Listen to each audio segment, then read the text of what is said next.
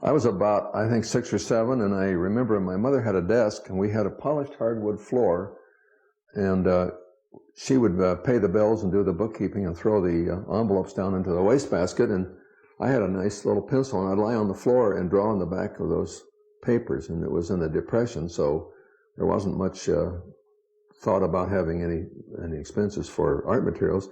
And I just loved to draw, and I thought, well, that's what I like to do the best, and never really had any question about what I'd be some sort of an artist. I got involved trying to make some money as an artist, and of course I was only 17 or 16, 18 along in there, and the only job I could get was working for a sign painter as a helper. But he showed me a lot of things that he could do with his lettering brushes, and that led to doing some little commercial jobs and illustrations, and I had my hat set to go to Art Center College.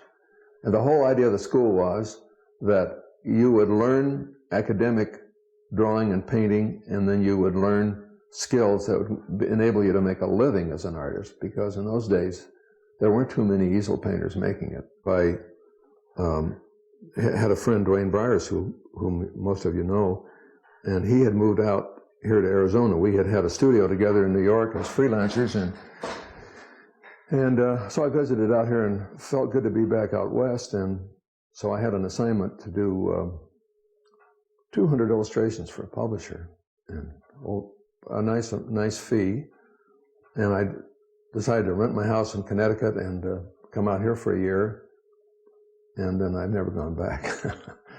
And gradually the painting and my true love of watercolor and painting in general took over, and I left the illustration and design work, and I've been an easel painter now for about 26 years. I have a special love for watercolor because it's always been a fast, quick way to do a painting and move on, and all of those things I did traveling around the world in different places. Watercolor is a practical medium to take because it dries rapidly and it's lightweight, and I would encourage any young people that want to be artists, regardless of what some artists might tell you and some teachers might tell you, I say learn your ABCs. Even no matter what you're going to paint like later, learn to draw and learn all the elements that will make you an accomplished artist. A comparison would be like, could you write a wonderful book and you didn't know how to spell or you didn't know grammar? So it's a good analogy, and I would hope that more people would go back to the basics, and then they can take off from there when they really don't know what they're talking about.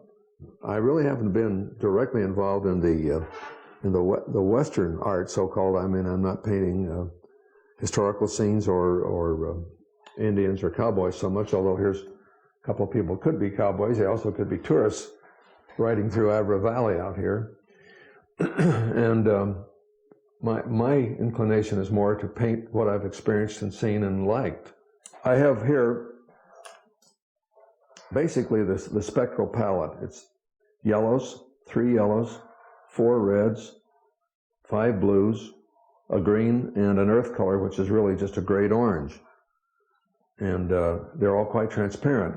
Now, on this painting, I have saved out this saguaro cactus, and I'm going to paint that in now. I'm using a 5/8 inch flat brush, watercolor brush. I'm going to take some of this yellow, which is on the orange side, and just a little bit of green, and then I'm going to gray it down just a touch with burnt sienna. Come back here to my blue. I need a little more blue, and I can make a color that is sort of like my middle value on that cactus. Now, you wouldn't think that a squared off brush would be the appropriate brush. You'd want a round brush, and I do use a round brush, but let's see what this brush will do. Pulling that down in there like that. I have to get my head over here a little bit to see what I'm doing. But I'm painting the big shapes of the cactus. A lot of people come out and they paint this saguaro cactus. I'm going to show you something here. I'm going to take some of the color out, rinse out my brush, take the water out of it, and I'm going to pick that, just like a mop, just pick up some of that color off of that surface, because the brush can take it off as well as put it on. You see, the nice thing about watercolor, you can go right over and still see what's below and not cover up what you did. And people, they say, well, how long did it take you to do that watercolor? And I'll say, 5 or 6 hours. And they'll say, what? And I say, well, that plus about 40 years. And you don't judge a piece of work by the hours put in it in that particular piece. You judge it by the concept and the skills and the knowledge that the artist brings to the subject. I'm going to lighten that up just a little in there for a reflected light bouncing in, and I'm going to put some warm in here, which is actually an orange red, which is the complement or the opposite of the green, and that'll be from the bounce light coming up of the colors that are bouncing up off the soil.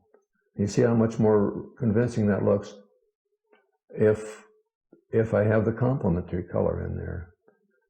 And I explain those theories in my book. A little bit of blue sky coming in, bouncing in. This is the sunlight source here. Blue sky coming in here. So these cactus actually have a kind of a slightly smooth, shiny skin, and we can even see a little bit of the blue sky coming in on the backside here, especially where it's up toward the sky. And this is a little brush called a rigger. It's very floppy. You can't have a shaky hand, but I wanted to show you. I want to put a few branches across in here to make this cactus stay in back. So by having this in front of these dried, dead twigs, I make the cactus go into the background, you see. But I try to compose, and I think of my shape. I make the sketch the same shape, and I start thinking about where my darks are.